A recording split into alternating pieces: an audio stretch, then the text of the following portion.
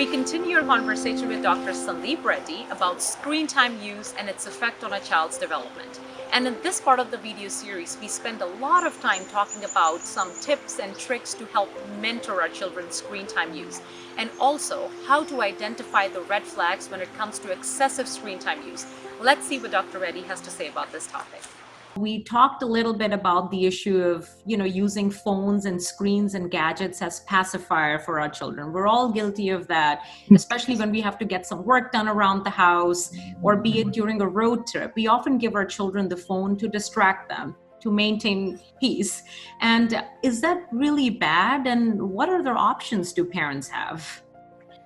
So I would say, screen time and using these gadgets, that's a reality of today's world. And if a parent needs to, start dinner, or there is something really pressing that needs to be addressed, and they give their child a phone for like 10-15 minutes, I think it's okay.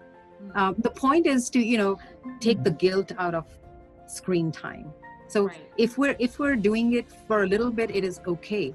Having said that, we have to have a screen time plan, which would be if, let's say the family is sitting down for dinner, there should be no screens allowed so that people can interact. And again, it goes to, utilizing all your senses so we can actually taste our food and we're just not eating it, and we can look at it and appreciate the company and the conversation. And then also like have healthy sleep time routines where we turn off the media 30 to 60 minutes before, bedtime. And again, that brings up a point of the blue light that's in most of these screens, because it interrupts sleep. And also the content, if we're watching very, very content that's going to stimulate the children, their sleep's going to get affected. So again, studies show that children who are having a lot of screen time, it affects the quality of their sleep, and then quality of their interactions the next day, attention. So I think, having a plan and a schedule, it definitely helps, because children thrive on structure. So once you tell them that this is, these are the expectations, this is how we are going to operate around screen time, they will conform. And with toddlers, obviously you can just put the things away and they will get used to that structure. Babies and kids, they thrive on some form of structure, and it's okay to tuck the phones and it's okay to tuck the gadgets away, especially around sleep time. So I think you mentioned some very practical tips, little tips. Dinner time is a great example. Little kids and older kids, their phones are away 30 minutes before bedtime, everything is away. Even as parents, I think we should also be very mindful of the time that we're spending. Any tips for us parents of how do we regulate the time that we spend on our phones? How do we as parents be more mindful of it? So I think, we're all, like you said, guilty of it. And I think at times we use the excuse like, oh, it's work related, and, I'm answering a colleague and this cannot wait. But if we set a good example and, same things where, screen time is off limits when we're eating, or a specific time that we're spending with our kids, also the content that we are consuming, those are all good examples, just to kind of lead by example for our children. Right. No, I've also been practicing this quite a bit. I've downloaded some apps on my phone that shuts my phone down certain times of the day, especially those are good. Yeah, like they really give you a reality check of the hours that you've been on the phone. So I think yes. Little tips go a long way. And also I think maybe when we engage children, like when they're older, if they're involved in some kind of like household chores, be it with laundry helping, it takes the time away from, the other activities, the time that they would otherwise be spending on their phone. So yes, absolutely. Those are great. Wonderful. And we also know that these days there are a lot of apps and games on our phones and our tablets that are especially marketed towards children, and they make tall claims like they make our kids smarter.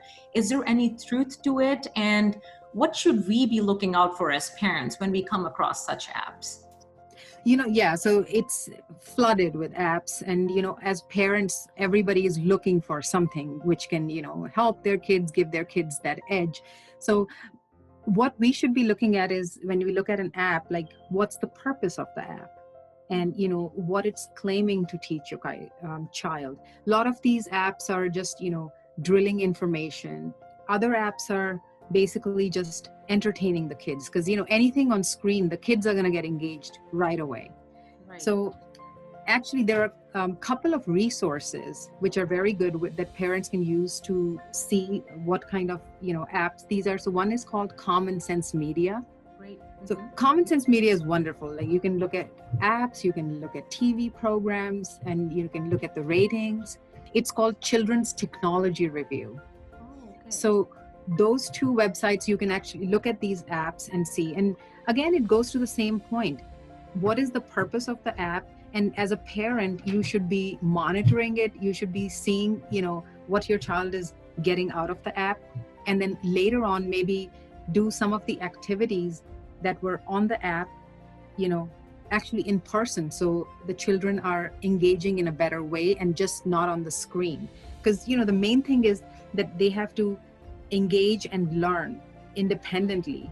And some of these apps just make them very passive learners. So, that would be something that I would be very cognizant of, that, they're actively learning. Like, if you're watching just a baking app, actually come to the kitchen and, bake with them, things like that. So turn it into like real life experiences. I see.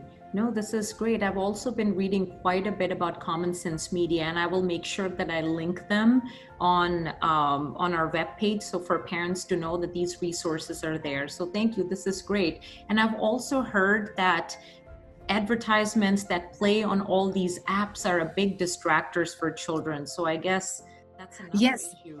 Actually, I'm glad you bring that up. I wanted to talk about it. So again, there is studies that show that children who watched cartoons with advertisements, especially about, with junk food and sugary food, 45% more chance that they're going to eat in an unhealthy way. Wow. Compared to children who are watching content that has no advertisement. And, and that brings another point, screen time increases, sedentary behavior, and it's directly linked with obesity, because now we're just sitting and just consuming content as opposed to being outdoors and exercising and being active and, being more healthy. Right. No, that's very important. You're right. The time that children could be outside playing outdoors, they are essentially spending that same amount of time with their gadgets. So it's important that we also address screen time, not just in the context of how it's affecting children's social interaction, mental development, but also physical development. That is also being affected. So I'm glad that we're talking about these issues actively as it pertains to children's health. Now, we know there is one absolute question. There is a child who just refuses, screen time has become a part of their everyday routine. Whatever a parent, like any tactics they might resort to, children just don't want to give up their phones. And this could be a 3 to 5-year-old where behavior management is very difficult. What tips do you have for a parent who is a little too deep into this issue and they kind of feel like, there is, if for a parent, it might seem like there is really no turning back. How do I help my child? Do you have any practical tips for those parents? Right. And again, we can break it up by age, because, what interventions you're going to do are very age dependent. So for a toddler, conversation is not going to work too much because they don't understand it and they want their screen.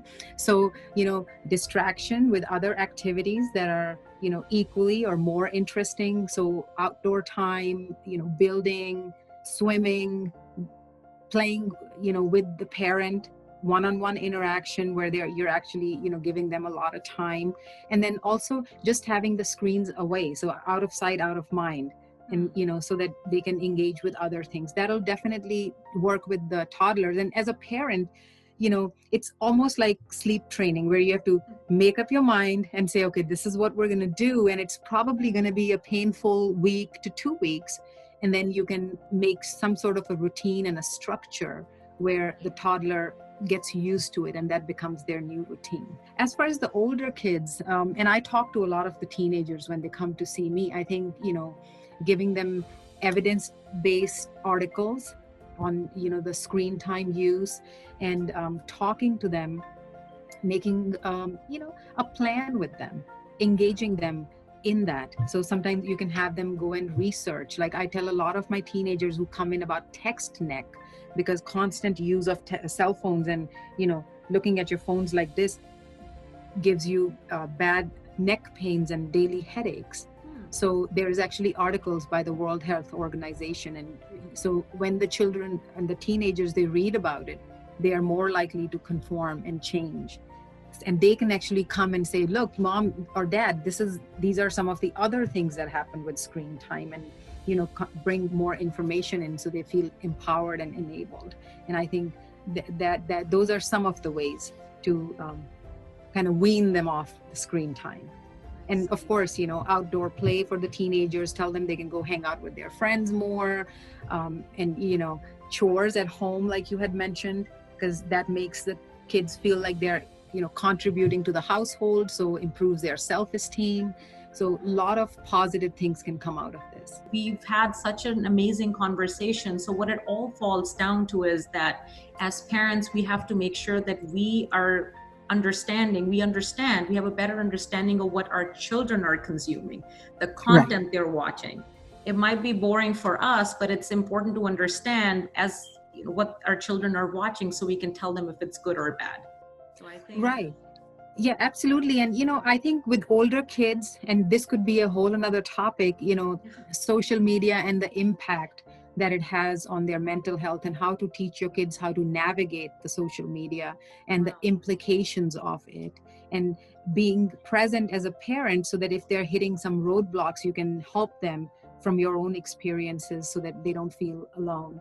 And, those are some of the things we can do. Yeah, no, thank you. I really appreciate your time, Dr. Reddy. These are some wonderful tips. I'm sure, parents that are listening to us right now, they will definitely find pointers that they can apply and use right away in their everyday life. So thank you once again for this. Thank you so much for having me. It's always a pleasure.